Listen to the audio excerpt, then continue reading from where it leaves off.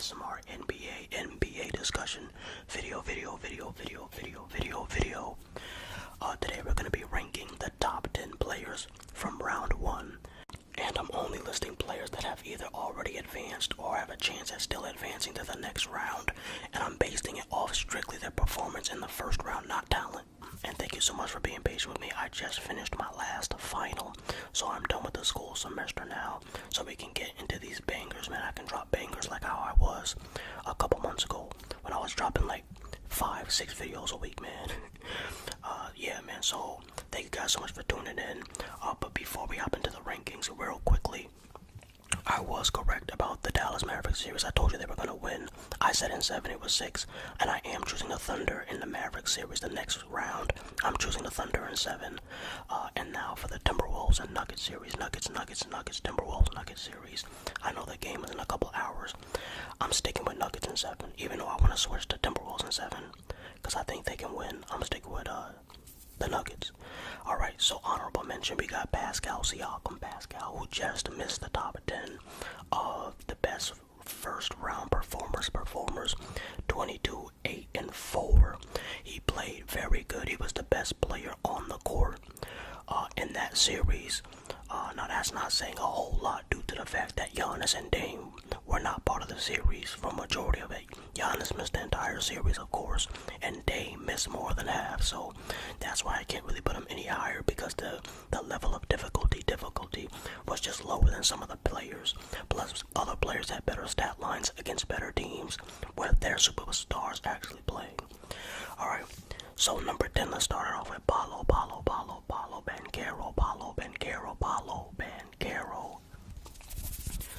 I have a lot of respect for this guy, man. I call him, you guys know I always say Baby Jordan for Anthony Edwards.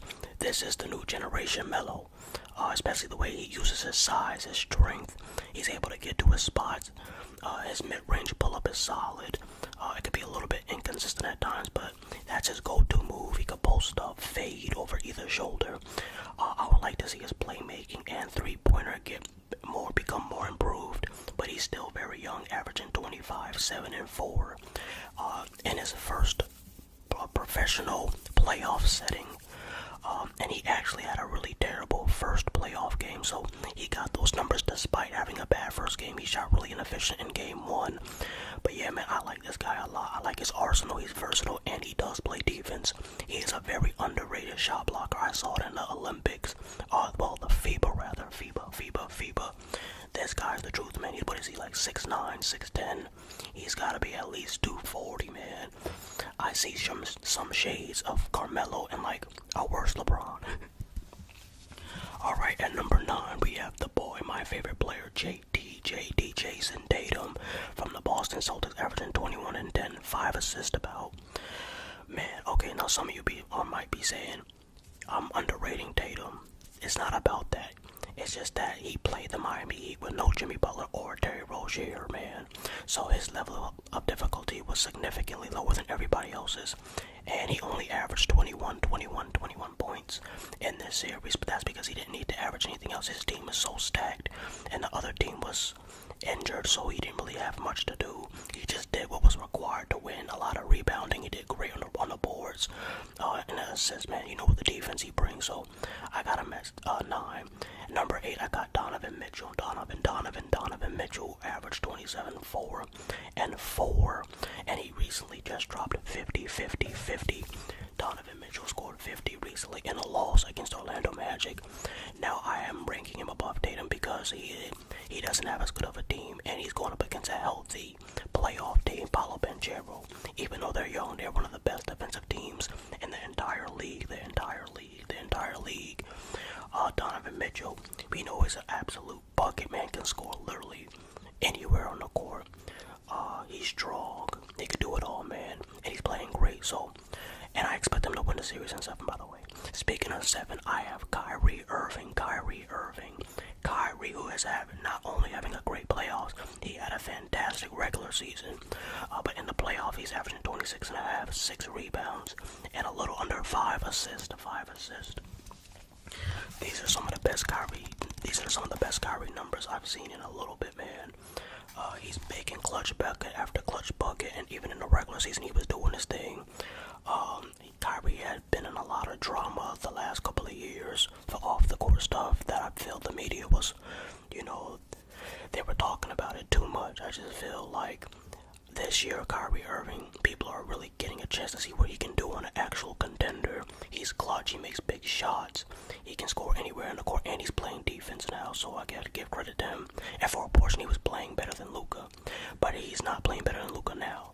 Number 6, I have Luka Doncic, man, and you saw his stats on the screen, averaging like 27, 9, and 8, and I would have Luka higher, but he did start off the playoffs a little bit slow. For his standards, he always had the numbers, but his efficiency had dipped a little bit, but now it's going back up. He just did a great job in that closeout game against the Clippers, and we know who Luka Doncic can do it all. He can collapse the defense by himself, he can post up. I expect him to rise in my standings, in my rankings rather, as the rounds continue to proceed. But for right now, I can't really put him any higher because he did start the playoffs a little bit slow, just a little bit, but I do see the level of aggression he's showing on defense. Man, that guy's playing defense now. I can't believe I'm saying it. I can't believe I'm actually doing this. Yes. I have Shea at 5. Now you may be saying, wait, I thought you were Team Ant-Man. Why are you giving Shea so much credit? Is he better than Ant-Man? Clearly he's not. Notice I haven't said Anthony Edwards' name yet. But that doesn't take away from what he's doing. 27, 6, and 5. So he has the stats to go along with the eye test, man. He's doing everything for his team. And unlike Luka, he doesn't have Kyrie. And unlike Kyrie, he doesn't have a Luka on his team. Even though Chet Holmgren and Jalen Williams are becoming nice, borderline star players in their own right, he has the majority of the burden on his shoulders. He's a two-way player, can score on all 4 or 5 levels, can post up, and he's clutch. And he's doing what he has to do, man. And he plays defense, so I got him at 5. At number 4, I have Jamal Murray. Jamal Murray, man, mid-range Murray. This dude has always been a playoff riser, man, for years now. But people are finally starting to notice over the last year and a half. 24, 7, and 5, basically, and 2 game winners. That's why he's really higher on my list. If he didn't have the 2 game winners, I probably would have had him the spot right below Kyrie. But the 2 game winners, especially on the Lakers and on LeBron and AD, nah, man, this guy has to be in the top 5. He's playing out of his mind. He's clutch, can post. He makes Jokic's job easier. And that you can see the Nuggets when there's a close game and it's a big moment, they usually give the ball to Murray, man. So I got him at 4. Alright, now we have entered the top 3.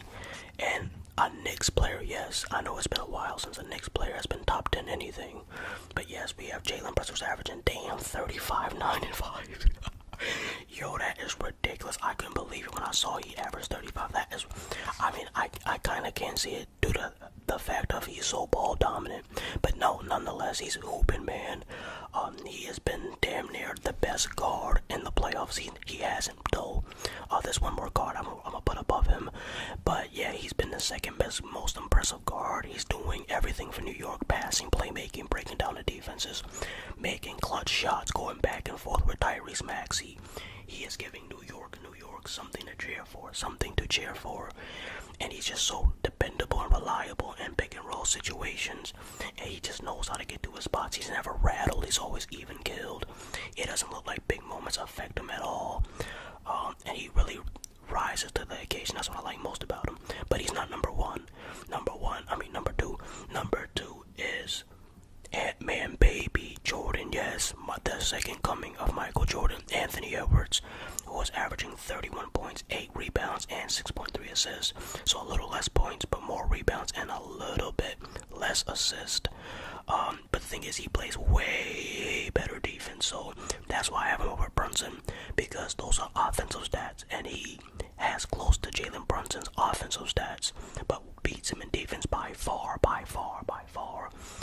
And the team that Anthony Edwards was playing was more dangerous. He had to go up against KD, Devin Booker, and Bradley Beal. Jalen Brunson was going up against Tyrese Maxey and a 75% Joel Embiid. But yet Anthony Edwards is doing everything, man. His playmaking is taking a leap. He's applying defensive pressure. He's making the right play. He's being patient in the offense. His pull-up jump shot from 3 and mid-range has once again in the playoff risen. So yeah, he's just doing everything, man. But now the number one player in these playoffs so far, Nikola Jokic. Actually, it's pronounced Nikola Jokic, averaging 28, 16, and 10. Damn it! Oh my lord! Yeah, he's the best player in the NBA. It's not even close. And mind you, he's doing this on Anthony Davis. Majority of these stats came on Anthony Davis's noggin and LeBron James. So he's a do-it-all. Everything I said about Anthony Edwards and Luka, you could say it about him. Well, maybe besides the defense, but he's a great defender. I mean, he's a great player. He's a good defender. He's an underrated defender. He's a great positional defender, especially on the interior. He's never really caught in a bad position. So yeah, we know what his playmaking is. He can shoot fadeaways on one leg like Dirk, can bring the ball up. And what he did to the Lakers, man, he just slowly wore them down, man. And he's just a genius on the court, so there's not really anybody I can put over him. You see those stats, 16 rebounds, is he crazy? Yeah, this man's number one, man. Unless Anthony Edwards dethrones him in this round, I have to put the Joker at 1. So now let's just take a quick look at somebody else's list.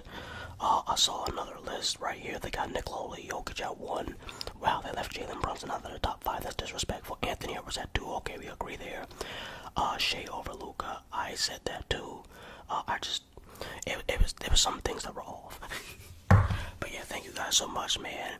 I think this game is gonna be crazy. I'm picking the Timberwolves to win game 1, but the Nuggets are gonna win in 7. Thank you so much for watching. Peace.